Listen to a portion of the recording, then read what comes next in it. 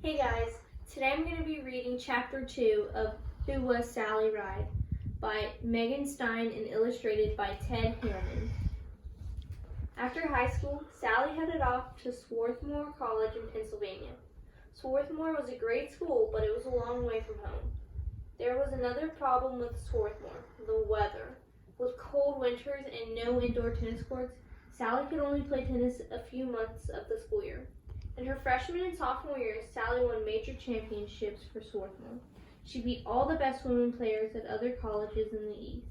Her tennis game was getting better all the time. She started to wonder, was college what she really wanted to do, or should she try to become a pro tennis player instead? She decided that she had to give tennis a real try. In the middle of her sophomore year, she dropped out of college and went home. Her parents weren't too happy, but they had always let Sally follow her dreams.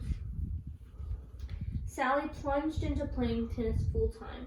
She did take a few college classes at the University of California, Los Angeles, though. Billie King Jean was the most famous female tennis champion at the time. She saw Sally play and was impressed. She told Sally to give up college altogether and go after a tennis career. But after a while, Sally realized that although she was good, she wasn't great.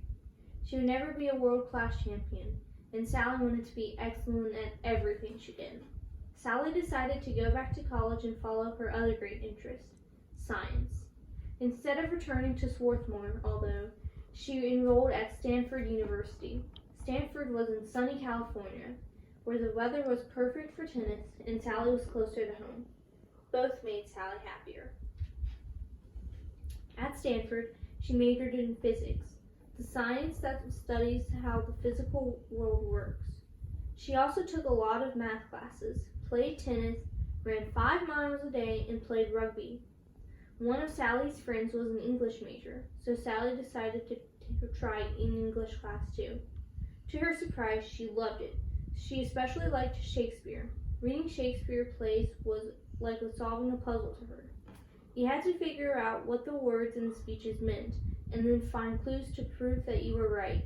By the time she graduated from Stanford, Sally had earned 2 degrees, one in English and one in physics, but she wasn't finished with her studies.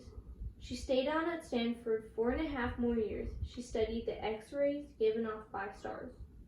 Finally, in 1977, she was ready to get her PhD. She was going to be Dr. Sally Ride, not a medical doctor, but an astrophysicist. That's the name for a scientist who studies the properties of things in space, such as what stars are made of.